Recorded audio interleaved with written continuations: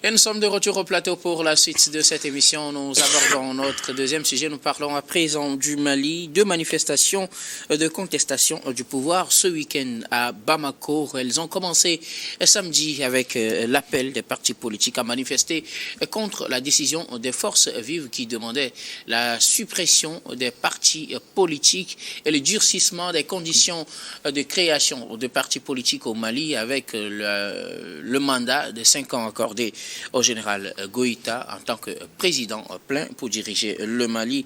Les partis politiques voulaient manifester contre cela, manifestation largement empêchée. D'un autre côté, nouvel appel à manifestation ce dimanche qui a subi également le même sort, qu'ils veulent montrer aux yeux du monde que tout le monde n'était pas d'accord avec les décisions prises par les assises nationales. Nous en parlons avec nos invités. Je commence par vous, Adam Adronou.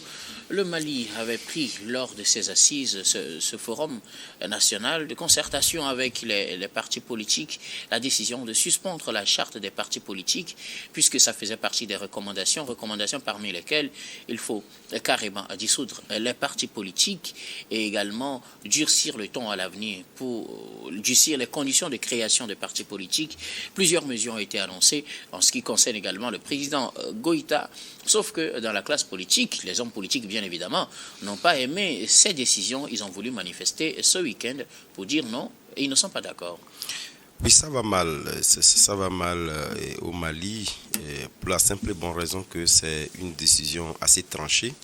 Et bien évidemment, lorsque vous dirigez un pays avec une main forte, et je dirais même sans partage, puisque nous en sommes là aujourd'hui, puisque personne ne pourra donc comprendre, même si dans l'entendement humain de ceux qui estiment que dans un renouveau démocratique, il faudrait quand même, en tout cas, faire table rase des partis politiques et renaître de nouveau et faire en sorte qu'on puisse donc faire émerger de nouvelles tendances pouvant permettre d'avoir, en tout cas à l'avenir, en tout cas un environnement politique plus sain, entre griffes.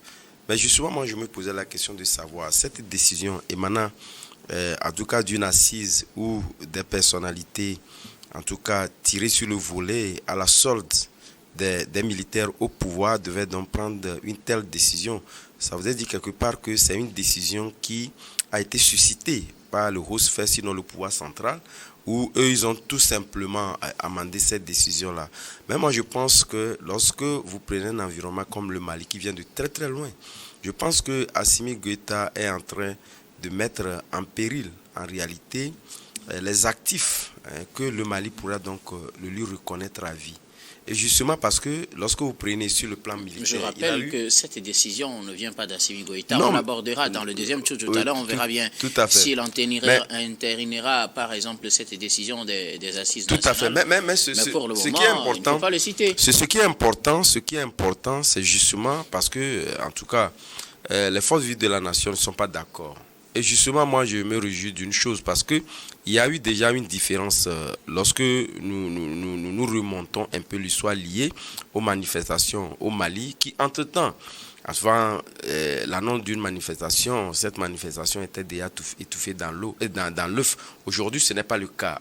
Même si les manifestations étaient donc empêchées, le simple fait de pouvoir donc s'organiser, et ils ont dit à l'avenir, en tout cas, ils auront l'opportunité de pouvoir donc s'exprimer devant l'opinion nationale et internationale sur cette décision qui, de mon point de vue, est une décision inique de trop. Donc je pense que quelque part, il faudrait quand même que, comme vous l'avez dit, c'est vrai qu'aujourd'hui, la position n'est pas encore à son niveau. Il lui appartient de pouvoir véritablement écouter son peuple. Parce que quelque part... On reviendra sur cet aspect tout à l'heure. Merci beaucoup de votre bonne compréhension, Adam Adronou. Alors, Sanavayuel Sadio et tout, deux manifestations ce week-end pour dire non à certaines décisions de ces assises parmi lesquelles la suppression des partis politiques au Mali et le durcissement des conditions de création à l'avenir. Moi, je pense qu'il faut peut-être chercher à comprendre la raison fondamentale qui a poussé les participants à ces assises à prendre ou bien à proposer une telle option. Est-ce que cela ne voudrait pas dire que c'est une volonté délibéré d'étouffer des opinions politiques divergentes. En tout cas, je pense que le Mali, si jamais cette proposition entérinée deviendrait une curiosité. C'est vrai que depuis un certain temps, ici, là, à gauche, on remarque que des voix sont étouffées. Et parce qu'on se dit qu'on est en révolution et donc d'autres même sont allés jusqu'à dire qu'aucun pays ne s'est développé dans la démocratie. Et donc, on appelle même à faire comme dans les autres pays de l'AES ou d'autres comme le Burkina, on s'est octroyé 5 ans de plus, sachant qu'il y avait déjà 5 ans qui sont faits. Et moi, je pense sincèrement que... Ce n'est pas le cas du Burkina. Vous dites? Pas le cas du Burkina, parce qu'ils n'ont pas encore fait 5 ans pour ça. Donc moi, je me dis qu'aujourd'hui, en matière de démocratie, je ne pense pas que c'est une bonne proposition, ou bien c'est dans ce sens qu'il faut encourager. Alors, la décision n'était pas bonne. Maintenant, revenons à ces manifestations. Que dire? C'est-à-dire que je pense naturellement que les leaders politiques, même s'il faut leur dire que c'est eux-mêmes au début qui ont soutenu, c'est eux-mêmes, c'est le peuple malien qui a soutenu les dirigeants actuels du Mali. Et donc, ils sont victimes eux-mêmes peut-être de leur naïveté. Et c'est ces mêmes personnes qui ont applaudi, ont laissé faire, mais ils se rendent aujourd'hui au bout du compte que ils ont été peut-être dupés depuis le début. D'autres n'en reviennent pas. Et je ne sais même pas où se trouve l'imam dit qu'aujourd'hui, s'il avait su que celui qui avait commencé allait finir de cette manière, il n'aurait pas créé les conditions pour que Assimi Goïta prenne le pouvoir. Donc aujourd'hui, je pense que celui qui est... Bon, d'une certaine manière, parce qu'il était c'est lui qui était le leader devant des manifestations. Avant que les militaires ne s'invitent dans la danse. Donc il a créé la brèche. Donc les gens ont applaudi. Est-ce qu'il pouvait savoir que les militaires vont intervenir dans cette manifestation? Non, c'est-à-dire, je pense qu'il faut être naïf de penser qu'un militaire n'a pas envie aussi de diriger un pays. Il fallait être naïf. Vous connaissez un pays où ça s'est passé une fois? Bon, le seul pays où cela s'est passé dans notre histoire contemporaine, c'est au Gabon récemment, où celui qui a pris le pouvoir est devenu... il est devenu civil. Il a dit qu'il est devenu civil. Bon, c'est un autre cas, on va l'aborder justement dans notre... Donc c'est un exemple contemporain très proche de nous. Donc moi je pense sincèrement que il faut que les principes démocratiques soient valables pour nous tous en réalité. Merci beaucoup à vous, Sana. Je reviendrai à vous tout à l'heure pour un autre aspect de la question, puisque apparemment ce n'est pas encore tranché. C'est une décision des assises qui est toujours sur la table du président Goïta. Mais en attendant, les partis politiques veulent exprimer leur point de vue. Ils ne sont pas d'accord sur cette décision, Gabin. Oui, contrairement à ce que les gens nous ont toujours fait croire, que le Mali est fermé à toute manifestation, à l'espace d'expression. Ces manifestations-là démontrent à suffisance que les Maliens peuvent s'exprimer s'ils le désirent et avoir des points de vue divergents par rapport à ce que les dirigeants décident aujourd'hui. Donc pour moi, c'est une très bonne chose que les citoyens aient cette possibilité-là de revendiquer leurs droits quand il le faut. Et pourtant, ils ont été empêchés, selon les informations qu'ils donnent. Bon, en tout cas, de le faire comme ils l'ont voulu. C'est selon eux. Vous savez, nous sommes dans une période assez difficile de l'histoire du Mali aussi. On craint toujours le terrorisme et on sait très bien que ces terroristes-là... Les empêcher de le faire dans la salle serait l'occasion. Bon, ces terroristes-là, ils opèrent toujours là où il y a... S'ils sont dans la salle, les terroristes viendront dans la salle. C'est ça? On ne sait jamais. Tout est possible. Il y a eu des attentats même dans les stades de football. Donc, il vaut mieux les laisser. Tout est possible. Maintenant, si ces gens-là, ils ont eu cette possibilité quand même de... Parce que si on les laisse rentrer, personne ne sait ce qui peut se passer. Hein. Ils peuvent en découdre et puis par après, ça va partir en vrille. Je pense qu'à un moment donné... Je veux un tel argument, Gabin. Non, ce n'est pas un argument que je suis en train d'évoquer. Le plus important, c'est que ces gens-là aient réussi d'une manière ou d'une autre à donner leur point de vue, à manifester. Et c'est tout à fait normal. Maintenant, par rapport... d'autres pays, bien sûr. Oui, maintenant, par rapport à la question même de la dissolution des partis politiques, je trouve ça un peu bizarre. Très bizarre, parce que, vous savez, le Mali a été pendant très longtemps l'un de ces pays-là qui ont commencé même le processus de démocratisation avec le multipartisme. Et le Mali a toujours été cité comme exemple.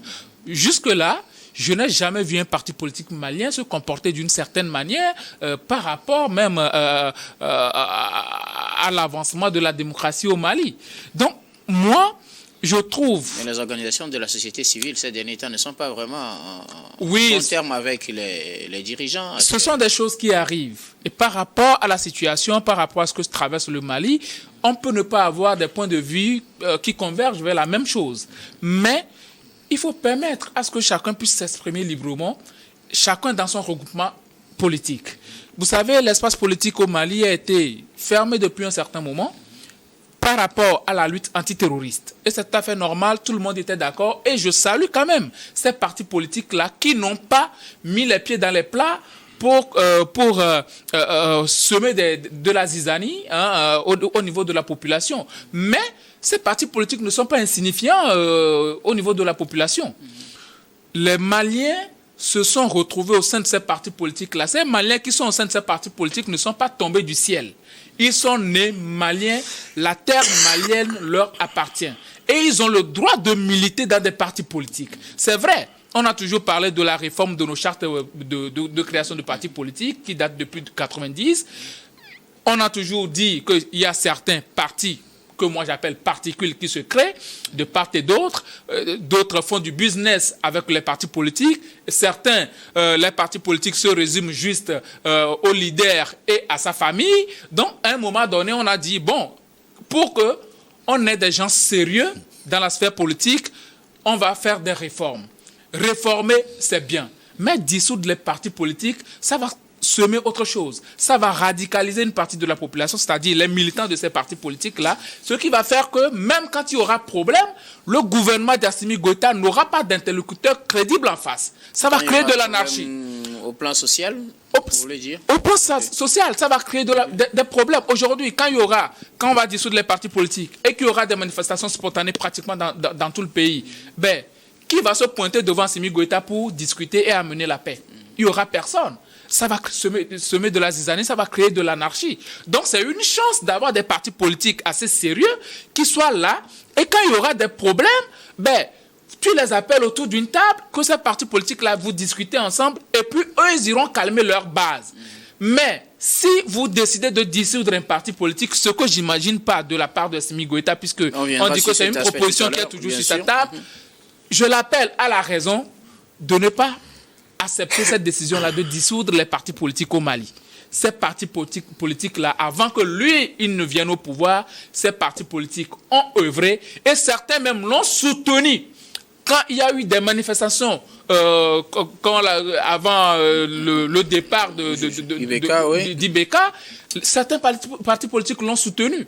Donc aujourd'hui, il ne faut pas les remercier avec la monnaie Merci du chien. beaucoup à vous, Gabin. Alors, c'est sur cet aspect que je voudrais revenir à Damadronou. Les décisions, ou du moins les recommandations de ces assises sont déposées auprès du chef de l'État qui, en dernier ressort, décidera de les appliquer ou pas. Assimi Goïta n'est pas obligé de tout appliquer et peut décider également de tout appliquer à la lettre. C'est à lui qui lui revient la dernière décision. Pensez-vous qu'il va décider justement de dissoudre les partis politiques au regard des propositions qui ont été faites et des manifestations qui ont eu lieu ce week-end? Moi, je doute très fort. Je doute très fort parce que il faut le mettre au prorata de l'ébullition actuelle de les forces vives de la nation. Parce que lorsque vous voyez, je pense qu'il y a eu presque des ultimatums, puisqu'ils risquent d'étendre les manifestations à l'intérieur, qui risquerait de compliquer davantage la situation. Puisque vous savez, la stabilité ou la légère stabilité dont profite aujourd'hui le Mali n'est pas quand même exhaustif ou pratiquement dans toutes les régions, il y a des séquences qu'il faut considérer.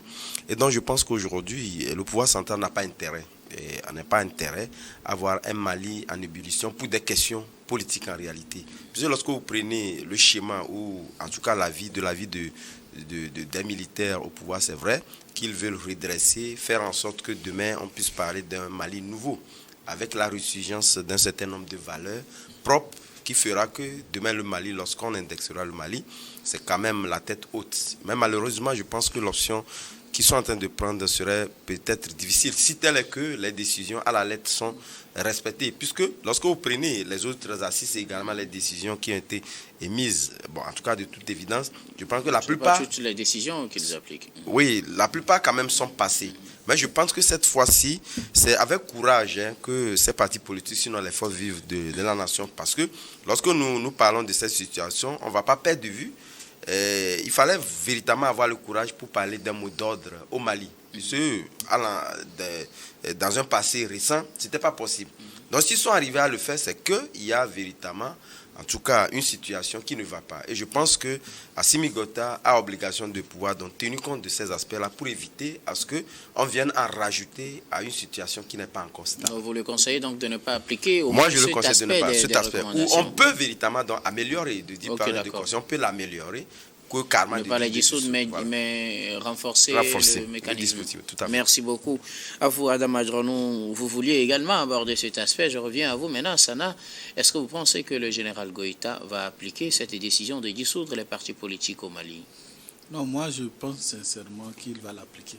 Il va l'appliquer pour la plus simple raison que, et hormis le fait que ce pays ait quitté la CEDEAO pour ce concert, est-ce que la raison fondamentale n'était pas de quitter la CEDEAO parce que sa charte de la démocratie, etc., risquait de brouiller un peu le plan politique qu'ils sont en train de dérouler actuellement? Est-ce que le fait... Vous voulez parler du protocole additionnel oui, c'est-à-dire que, est-ce que... ou les conditions générales. Voilà, c'est ce que je dis, que je souhaite dire que est-ce qu'il n'avait pas peur que la CEDEAO vienne dire voilà, ça, ce n'est pas conforme aux principes démocratiques? Est-ce qu'on n'a pas fait tout pour chasser la France parce que ça va parler de droits de l'homme, ça va parler de droits politiques? Parce que vous remarquerez qu'on nous a beau citer les raisons pour lesquelles la France doit partir, les raisons pour lesquelles on a quitté la CEDEAO. Mais pourtant, depuis qu'ils sont là, ils sont toujours membres de la CEDEAO et de l'UEMOA. Il a dit, personne ne dit on quitte aujourd'hui. Ça veut dire personne ne dit aujourd'hui, moi je quitte le franc CFA, je frappe ma monnaie à partir d'aujourd'hui. Personne ne le dit. Le projet est en cours, ils l'ont annoncé. Non, c'est-à-dire qu'on dit aujourd'hui, nous on quitte avec effet immédiat la CEDEAO. Pour les raisons nous, monétaires. on dit à la France pour des questions monétaires, il faut prendre du temps. Voilà. Ça veut dire qu'il y a intérêt à y rester toujours. Donc ça veut dire qu'il y a une certaine duplicité quelque part. Beaucoup de gens l'ont promis. Je m'étonne que ce n'est même pas à l'ordre du jour. Maintenant, revenons aux conclusions. C'est pour dire que, est-ce que depuis le début, ce n'était pas cette volonté d'avoir une main de fer sur le politique, d'écarter toute opinion divergente de leur objectif? Moi, je pense peut-être que c'est vers là qu'on est en train d'aller. Parce que mais quand on dissout les partis politiques, on élève, je ne sais pas si c'est de 100 millions, non? 100 millions. 100 millions. C'est-à-dire qu'il faut 100 millions pour créer un parti politique. Vous allez vous associer. Ah bon, c'est si facile. C'est si facile de s'associer. Bon, la question que moi j'ai envie de poser et que nous avons tous dit, s'il n'y avait pas les partis politiques qui ont contesté le pouvoir d'Ibeka, est-ce que M. Assimi Goïta aurait pu prendre le pouvoir? Je pense sincèrement qu'il doit méditer sur cette question et prendre une décision conséquemment vis-à-vis de cette proposition unique qu'on est en train de lui faire. Merci beaucoup. Mais vous pensez qu'au-delà de tout, il va l'appliquer quand même? Oui, il va l'appliquer, mais il va toujours rester dans le mois. Merci beaucoup. Le mois n'a rien à voir avec notre sujet du jour. Merci. En tout cas, Gabin Adjao, les décisions ou les conclusions, les recommandations sont sur la table du président. C'est à lui qu'il revient le dernier mot. Pensez-vous qu'au-delà de ce qu'on a observé depuis ces assises jusqu'à ce week-end, il va décider quand même d'appliquer cette décision de dissolution des partis politiques? Je veux croire en sa bonne foi. Ce que j'ai vu lors de ces manifestations, ça prouve à suffisance que ce n'étaient pas toutes les forces vives de la nation qui étaient dans cette salle-là pour faire des discussions. Bien évidemment. Alors ça pose problème. Quand vous décidez de faire quelque chose, faites-le bien. acceptez les points divergents. Il ne faut pas aller rassembler juste vos amis dans une salle, vous prenez des décisions et puis vous venez l'imposer aux autres. Acceptez que les autres participent à la discussion, qu'ils donnent leur point de vue et qu'ensemble vous trouvez un consensus. Mais là, voilà des partis politiques qui sont assez représentatifs, qui sont en train de manifester aujourd'hui, parce que, sachant qu'ils ont des bases, parce que dans les normes, dans un pays comme le Mali actuellement, ce n'est pas tout le monde qui peut arriver à mobiliser une foule. Hein. Mais s'ils sont arrivés à le faire, ça veut dire qu'ils ont des gens, des bases assez solides, des militants, prêts à tout pour eux. Alors, qu'est-ce qu'il faut faire avec ces gens? Discuter tout simplement. Dissoudre les partis politiques en 2025, ce n'est plus possible. On n'est plus dans l'idéologie avant 90 où on parlait d'une nation, un leader, une vision. Ce n'est plus la même chose aujourd'hui. Les choses ont évolué. Et chaque citoyen doit contribuer à sa manière à l'évolution de son pays. Quand on parle de 100 millions, comme vient de l'évoquer ça là, pour créer un parti politique, mais ce n'est pas tout le monde qui peut avoir de l'argent avant de diriger un pays. Est-ce que ça ne permet pas, peut-être aux gens qui ont les idéologies qui se ressemblent, de se regrouper et constituer des fronts, pas en quantité, mais de qualité? Non, vous savez, les idéologies politiques, aujourd'hui, les choses ont évolué. Avant, c'était juste les communistes, les socialistes et autres. C'est plutôt bien d'avoir 1000 partis dans un pays que d'en avoir 5. Non. Et on peut avoir 100 partis, 2000 partis. Il n'y a pas de problème. Le plus important est que lors des élections, que les populations s'expriment et qu'on voit réellement celui-là qui apporte un plus à l'évolution du pays.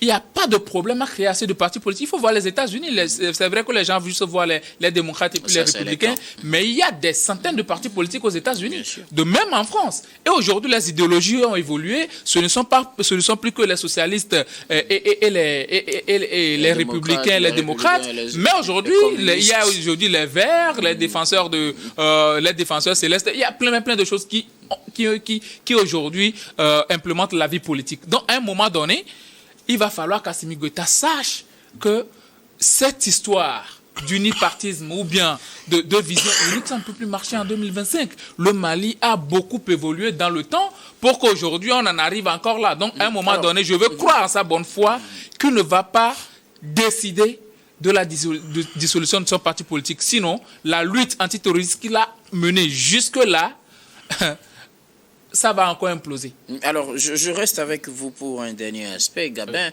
quand vous parlez de cette mobilisation pour montrer que tout le monde n'était pas d'accord, quand on fait quand même la comparaison par rapport à ceux qui soutiennent le général Goïta et ceux qui ont manifesté, est-ce qu'il n'y a pas un grand fossé? Quand vous êtes dans un pays, même si c'est une seule personne qui manifeste, c'est beaucoup. Il faut le prendre en compte. Du jour au lendemain, ça risque de... Il faut que tout le monde soit d'accord avec vous? Non, il ne faudrait pas que tout le monde soit d'accord avec vous. Ce n'est pas ce que je suis en train de dire. Okay. Mais permettez à ce que les autres expriment aussi leur point de vue. Si aujourd'hui il dissout les partis politiques, ces gens-là, ils auront quel canevas pour discuter avec lui? Ou bien ceux-là qui sont en train de manifester, ce ne sont pas des Maliens, ce sont des Maliens. Ils ont les mêmes droits qu'Assimi Goïta. Assimi Goïta n'est pas plus malien que ceux-là qui sont en train de manifester. Alors, il urge qu'ils les écoutent, qu'ils les appellent autour d'une table de discussion, qu'ils arrivent à trouver un compromis. On ne peut pas obliger les gens à créer des regroupements politiques. Ce n'est pas possible. Merci beaucoup à vous, Gabin. Sana Vehuel, quand on fait la comparaison, quand même, il faut reconnaître que la masse derrière le général Goïta est largement ou 1000 fois plus grande que ceux qui sont sortis manifester ce week-end. Alors, pourquoi n'organise-t-il pas les élections pour devenir président élu s'il est sûr de cette majorité? Moi, c'est ce que j'aurais fait à sa place. S'il est sûr d'avoir cette majorité de soutien, en tout cas, pourquoi ne pas aller aux élections, comme cela a été le cas au Gabon? Mais il n'a qu'à aller confronter cette légitimité populaire dans un scrutin. Et là, on saura que c'est un ancien militaire devenu civil qui a été élu démocratiquement. Merci et beaucoup. Le pays va avancer. Merci beaucoup à vous, Osana. Adam, c'est la même question. Est-ce que quand on fait la comparaison, est-ce que Assimi Goïta n'est pas plus représentatif que ces partis, ces regroupements de plusieurs partis, des centaines qui se sont regroupés avec le nombre de personnes qu'on a vu sortir? Moi, je n'y crois pas. Vous savez, lorsqu'on fait ces évaluations, on a tendance peut-être à les référer aux grandes manifestations que nous avons connues. Oui. Mais ce n'est pas évident. Vous savez que la gouvernance a suivi donc des cheminements. Et aujourd'hui, ça s'est effrité. C'était que tous ceux qui manifestent aujourd'hui également étaient aussi du bord d'Assimi Goïta, en tout cas pour la plupart du temps. Aujourd'hui, ça voudrait dire quand même qu'il y a des failles dans la gouvernance qui les irritent et ont conduit donc à ces manifestations-là. Mais n'oubliez pas également qu'il y a une force silencieuse qui sont là, qui ne s'expriment pas ni pour l'un ni pour l'autre. Donc aujourd'hui, l'évaluation ou le baromètre mis en place pour évaluer en tout cas, ça ne tient pas la route. Merci beaucoup à vous tous pour vos contributions. Nous allons marquer la pause pour le journal, puis on reviendra tout à l'heure pour la suite de cette émission.